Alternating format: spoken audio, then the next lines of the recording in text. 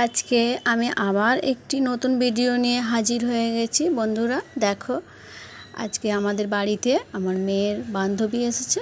তবে আমি ভাবলাম চায়ের সঙ্গে কি দেওয়া যায়। তো আমাদের বাড়িতে কাঁচা বাদাম ছিল, তো আমি কাঁচা বাদামটাকে ভেজে ফেললাম। চলো বন্ধুরা দেখা যাক ভিডিওটি।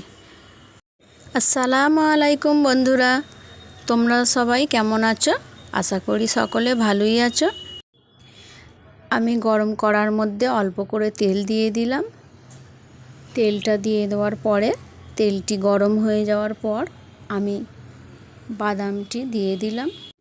বাদামগুলো সব দিয়ে তেলের মধ্যে তারপরে আমি খুন্তির সাহায্যে ভালো করে ভেজে নেব। এভাবে ভেজে নিতে হবে বন্ধুরা। দেখো, আমার বাদামগুলো সবই ভাজা হয়ে গেছে। এবারে আমি একটি প্লেটের মধ্যে ঢেলে নিচ্ছি। দেখো বন্ধুরা, বাদামগুলো কত ভালো লাগছে না দেখতে। এখনও বাদামটির কাজ বাকি আছে। দেখো বন্ধুরা, বাদামটিতে আমি অল্প করে নুন ছড়িয়ে দেবো। তারপরে আমি হাফ চা চামচ আমি লঙ্কা গুঁড়ো দিয়ে দিলাম।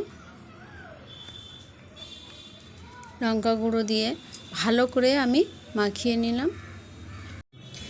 এবারে অল্প করে চাট মশলা ছড়িয়ে দিলাম। এটা দিতে তো আরোই দারুণ টেস্টি হয়ে যাবে। আমি ভালো করে চাট মশলাটাও মাখিয়ে নিলাম। দেখো বন্ধুরা, প্লেটে বাদাম ভাজাগুলো কত সুন্দর দেখাচ্ছে। বন্ধুরা, এই বাদাম ভাজার ভিডিওটি যদি তোমাদের ভালো লাগে তাহলে তোমরা লাইক কমেন্ট সাবস্ক্রাইব করে দেবে।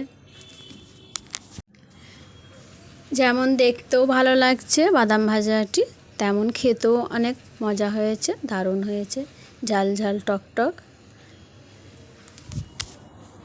বন্ধুরা, এভাবে তোমরা বাদামকে ভেজে বাড়িতে দেখো তো কত সুন্দর লাগবে, খেতে অনেকই মজা লাগবে।